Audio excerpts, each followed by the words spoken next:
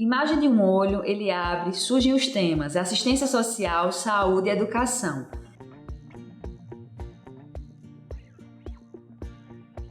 Em seguida, na sequência, logo, olhar para as diferenças. Da esquerda para a direita, 4 ícones de bonecos nas cores rosa, azul, amarelo e verde.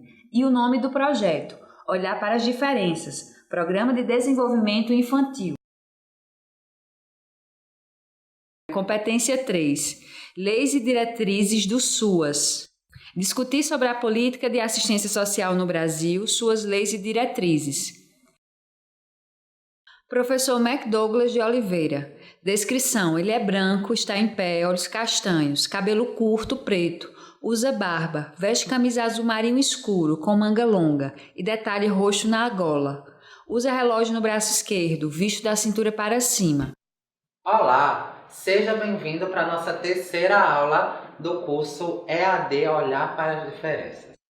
Hoje, o desafio nosso é justamente discutir... No centro da tela, imagem da logo do programa SUAS, Sistema Único de Assistência Social. As diretrizes e objetivos da assistência social no Brasil. Claro que, na competência 3, você já discutiu comigo algumas dessas propostas e estratégias da assistência social. Aqui nós vamos aprofundar um pouco esse olhar e trazer basicamente um resumo do trajeto histórico da assistência social no Brasil. Primeiro eu quero que você reflita sobre a seguinte questão. Na proposta do trabalho da assistência social... No centro da tela, imagem da logo do programa SUAS, Sistema Único de Assistência Social, com 2 ícones de bonecos, com as mãos erguidas para o alto. Abaixo está escrito: temos a oportunidade de trabalhar com a vida, com o pobre, o pouco, o menos. Nós precisamos considerar a oportunidade de trabalhar com a vida, não com o pobre, não com o pouco, não com o menos. A proposta hoje da assistência social é centrada na garantia de direitos para a promoção à vida. E aí, quando a gente trabalha na perspectiva geral, eu consigo compreender que o desenvolvimento da assistência social no Brasil apresenta conceitos principais e primordiais para sua execução. A primeira delas seria os processos de interação social. É de extrema importância que a interação social esteja presente na nossa atuação, bem como a percepção mais aprimorada para as condições de vulnerabilidade e potencialidades dessa família. Também tem a ver com os processos de comunicação, atitudes desses sujeitos dentro de um contexto social, os processos de sociabilização no contexto geral, os grupos nas quais esses sujeitos pertencem e, basicamente, os papéis sociais que eles ocupam. Você, claro, por atuar na assistência social, já deve saber que falar em assistência social no Brasil é falar numa sopa de letrinhas, ou seja... À esquerda da tela, imagem com palavras soltas. LOAS, CREAS, BPC, CRAS, PAIF, PAEF, NOB-SUAS, socioassistencial. À direita da tela, ilustração de Ziraldo, com a logo do SUAS acima. Sistema Único de Assistência Social. Modo de usar. E da esquerda para a direita, uma mãe com uma criança no colo, homens em pé, um indígena, uma senhora e um cadeirante. Muitas vezes o profissional chega no serviço e não sabe, por exemplo, ou não consegue associar as siglas aos seus conceitos. Então a assistência social ela traz desde LOAS, SUAS, ao que nós chamamos de CRAS, CREAS, que isso também será discutido ao longo das nossas aulas e das nossas competências.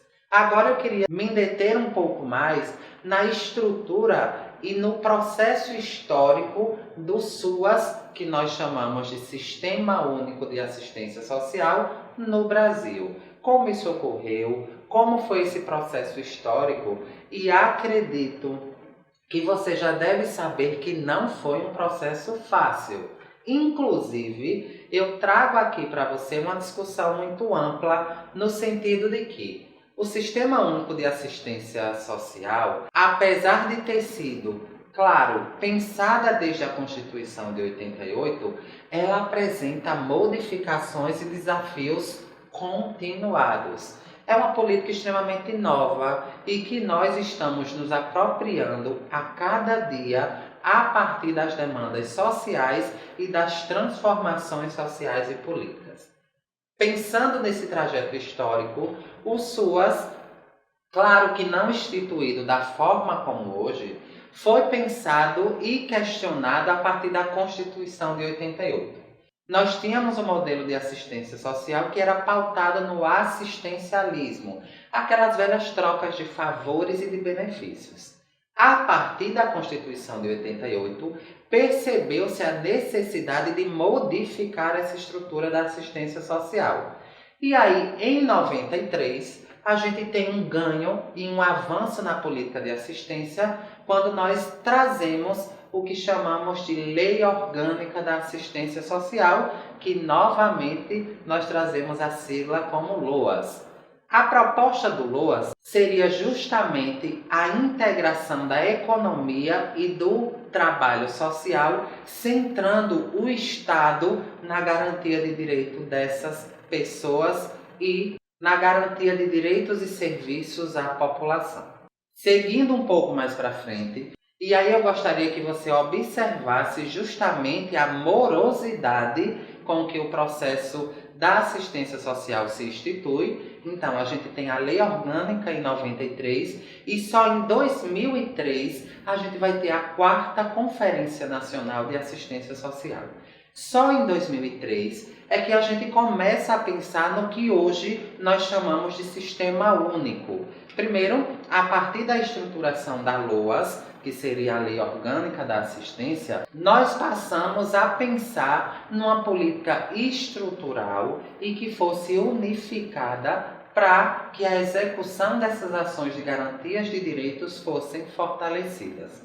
E aí, em 2004, surge o que nós chamamos de Política Nacional de Assistência Social. E com ele todos os marcos legais que hoje subsidiam a atuação da assistência social. Em 2005 surge o Sistema Único de Assistência Social, SUAS, que traz para a gente a mesma estrutura de sistema do SUS, claro que com perspectivas e ações diferentes. O Sistema Único de Assistência Social, ele veio trazer, a partir de um sistema público descentralizado não contributivo, a garantia de seguranças, como seguranças de sobrevivência, de vida, alimentação, garantias de direito, seguranças de superação de violências sexuais e violências sociais, entre tantas outras contribuições. Então, o SUAS surge para a gente em 2005 como um marco importantíssimo na gestão da assistência social no Brasil. E aí é nesse modelo que a gente rompe com as barreiras do assistencialismo e passa a tornar a assistência social enquanto política pública no Brasil. Claro que atualmente a gente vem passando por diversos desafios, mas isso faz parte, inclusive, do processo metodológico do Sistema Único de Assistência Social. Quando a gente fala em assistência, nós falamos de alguns termos de proteção, o que estaria centrado nos termos de proteção trazidos pela assistência social. Primeiro, a gente vai falar de uma política de assistência social pautadas em benefícios e transferências. Nessa perspectiva de benefícios, aí a gente inclui uma série de fatores como o BPC, benefício de prestação continuada, Bolsa Família, ou seja, benefícios que foram trazidos no escopo do Sistema Único de Assistência Social para a superação das vulnerabilidades sociais. Eu não vou agora me apropriar nesses conceitos. Para isso, a gente vai trabalhar competências específicas para esse tipo de discussão. Então, nas próximas aulas, a gente aprofunda um pouco mais sobre essas questões de benefícios, inclusive voltados para a criança com deficiência. Na ideia dos termos de proteção, nós temos também a necessidade de identificar o que seriam fatores de não proteção, que seriam fatores de desproteção e, consequentemente, de vulnerabilidade social. Na ideia de termos de proteção da assistência, nós também identificamos quais seriam os recursos e serviços que poderiam assistir esses indivíduos que foram ou tiveram seus direitos negados e violados. E, por fim, também trazemos o que nós chamamos de vigilância socioassistencial, que seria uma forma de acompanhar os serviços ofertados, bem como a qualidade desses serviços. Nessa estrutura do Sistema Único de Assistência Social, nós também tivemos avanço no que seria aumento do sentimento de pertença, promoção de uma proteção mútua, aumento da garantia dos direitos. Então, o mote do desenvolvimento das políticas sociais e públicas da assistência social também previu o fortalecimento de função protetiva para a família, bem como o protagonismo da família no desenvolvimento de tais políticas, ou seja, a participação, como a gente viu na aula 2, com o processo de matricialidade familiar. Para que a gente entenda a assistência, a gente vai precisar compreender um aspecto importantíssimo, que seria o conceito de vulnerabilidade social. O que seria vulnerabilidade social? Primeiro, a gente precisa compreender que vulnerabilidade social não vai estar atrelada unicamente ao que nós identificamos como processo de renda, ou seja, como questão financeira da família. Vulnerabilidade social é um conceito amplo que envolve processos de sofrimentos, conflitos sociais, insegurança, desamparo da família ou da sociedade e também a renda familiar, que é um fator considerado no âmbito da vulnerabilidade social. Na estrutura da política de assistência social, o conceito de vulnerabilidade social ele passa a ser um conceito muito amplo e não está unicamente restrito às condições financeiras da família. A gente sabe que as condições financeiras é um fator agravante nos processos de vulnerabilidade, no entanto, existem algumas outras características específicas para que a gente considere vulnerabilidade social. Uma delas seria as consequências naturais que envolvem as grandes enchentes, catástrofes naturais e que colocam a família em situações de vulnerabilidades num contexto geral. As de saúde, que apresentam vulnerabilidades, inclusive na manutenção da família no que diz respeito ao contexto de sustento. Os riscos ligados ao ciclo de vida, que envolve aí violências sexuais, violências físicas e violências contra a própria vida. Os sociais, como a gente já viu, que envolve processos econômicos ou até riscos de grupos sociais. Os ambientais, que está muito próximo aos processos naturais. E os políticos, que seriam as faltas de investimento nas políticas sociais. Já que a gente entendeu o conceito agora de vulnerabilidade, eu quero trazer para você os princípios e os objetivos da Política Nacional de Assistência Social. O primeiro deles seria a universalização dos direitos sociais. A partir do SUAS, todo sujeito e cidadão tem direito à universalização dos seus direitos e garantia deles. Também o respeito à dignidade do cidadão seria um eixo norteador para o princípio da Política Nacional de Assistência Social. Em concordância com isso, nós temos também o direito aos serviços de qualidade, ou seja, a oferta de um serviço qualificado e com profissionais totalmente formados e aptos a contribuir com o desenvolvimento da política, e a igualdade de direito no que concerne ao acesso de atendimento sem restringir raça, cor, orientação sexual, entre outras características. Quando a gente fala dos objetos da Política Nacional de Assistência Social, a gente traz a proposta de enfrentar as desigualdades, seja elas quais forem, garantir as condições necessárias para os atendimentos sociais através da oferta desses serviços qualificados, fortalecer os programas e benefícios socioassistenciais que garantem a proteção desses indivíduos, bem como a prevenção de possíveis riscos ao contexto da sua vulnerabilidade e focar as ações no âmbito e no contexto familiar, como a gente já vem abordando a centralidade nessa família. Na estrutura da assistência social, acredito que você já tenha conhecimento disso, nós distinguimos e temos duas áreas distintas, que seria a proteção social básica e a outra seria a proteção social especial. A proteção social básica, ela está centrada no atendimento e no âmbito do Centro de Referência de Assistência Social, conhecido popularmente como CRAS. E a proteção social básica seria a porta de entrada dos sujeitos para a garantia das políticas sociais básicas. Isso envolve documentação civis, o próprio acompanhamento do PAIF, o serviço de convivência e fortalecimento de vínculos e benefícios assistenciais, como o programa Bolsa Família e o benefício de prestação continuada BPC. Já na proteção social especial, o acompanhamento dessas famílias tem um olhar específico e nesse contexto elas se subdividem em média complexidade e alta complexidade.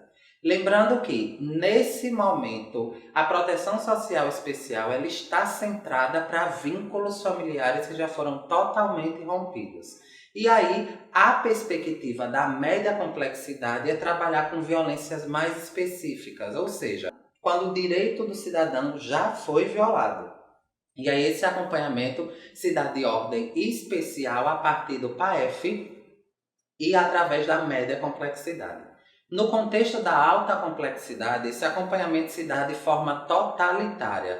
Por quê? O sujeito ele já perdeu todos os vínculos sociais e familiares e, como consequência, precisa de um benefício e de um processo assistencial muito maior. Isso envolve moradia, alimentação, questões até de saúde, enfim. Os serviços da alta complexidade envolvem situações de abrigamento ou situações em que o sujeito não tem mais perspectiva social.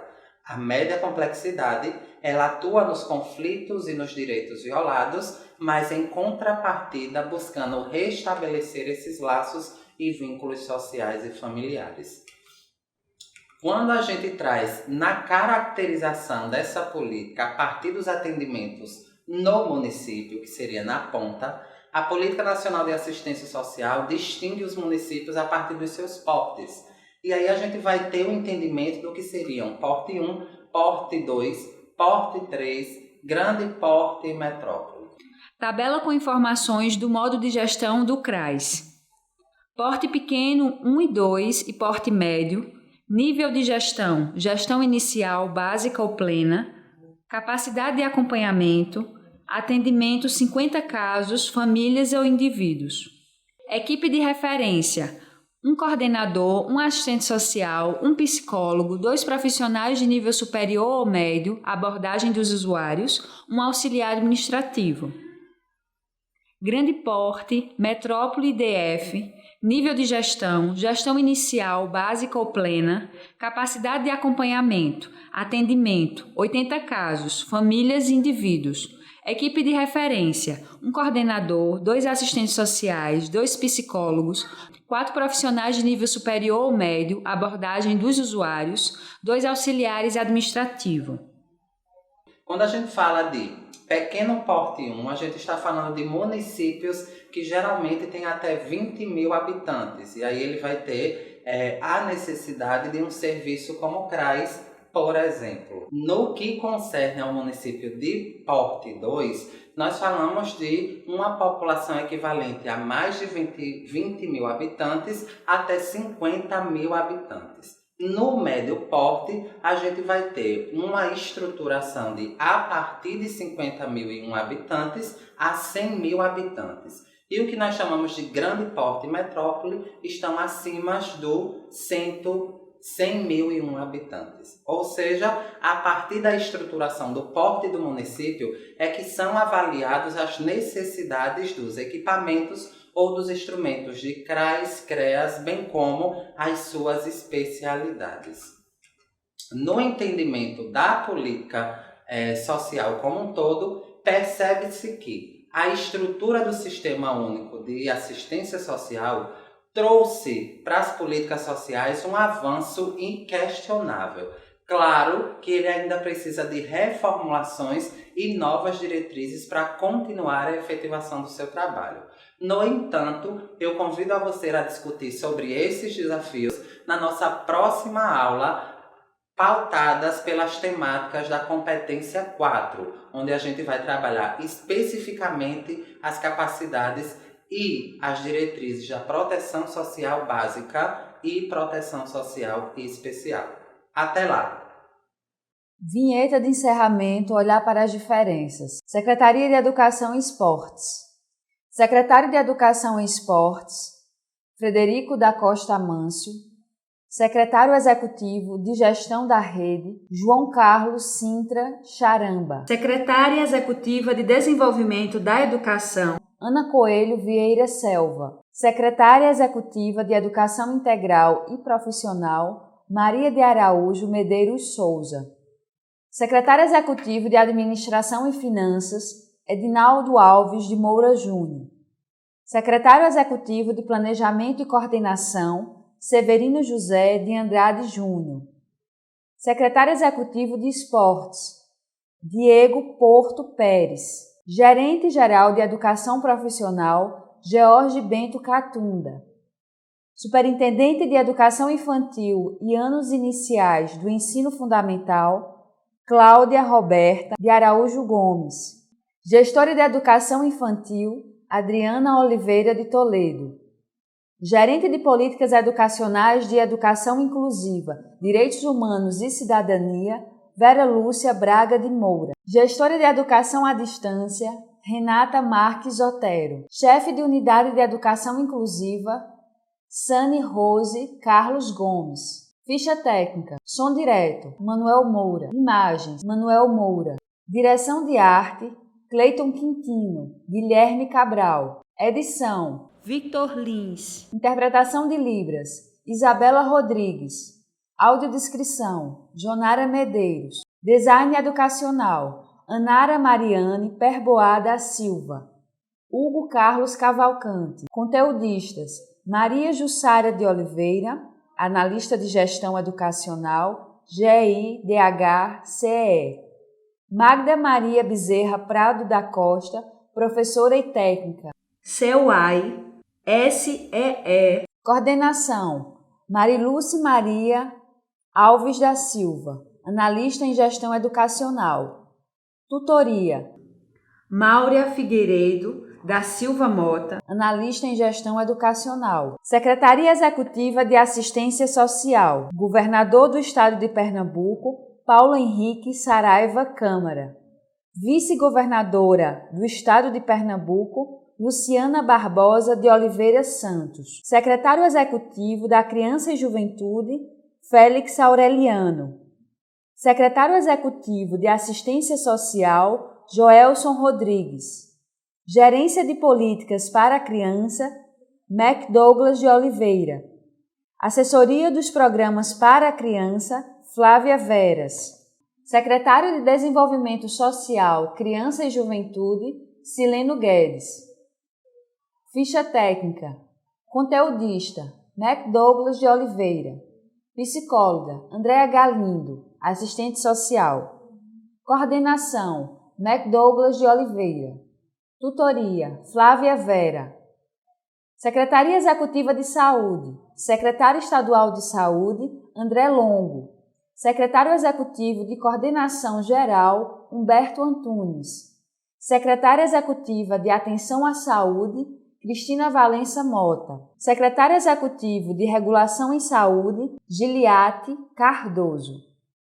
Secretária Executiva de Gestão do Trabalho e Educação em Saúde, Ricarda Samara. Secretário Executivo de Administração e Finanças, José Adelino Santos Neto. Secretária Executiva de Vigilância em Saúde, Luciana Albuquerque. Núcleo de Apoio às Famílias de Crianças com Microcefalia, Laura Patriota. Coordenação de Atenção à Saúde da Pessoa com Deficiência, Arabella Veloso de Moraes. Coordenação Estadual da Política das Práticas Integrativas e Complementares, Silvana Monteiro. Ficha Técnica, Conteudistas, George Santiago de Mete, geneticista. Vanessa Vanderlinder Mota, médica neuropediatra. Coordenação, Maria Aparecida Pessoa Eugênio. Tutoria, Silvana Monteiro. Secretário de Administração, José Francisco Cavalcante Neto. Secretária Executiva de Administração, Marília Raquel Simões Lins. Secretária Executiva de Desenvolvimento da Educação, Ana Coelho Vieira Selva. Diretora do Cefosp, Ana Lúcia Mota Viana Cabral. Coordenação de Educação à Distância, José Lopes Ferreira Júnior. Coordenação de Educação Corporativa, Priscila Viana Canto Matos. Coordenação Pedagógica, Marilene Cordeiro Barbosa Borges. Secretaria de Educação e Esportes, Governo do Estado de Pernambuco.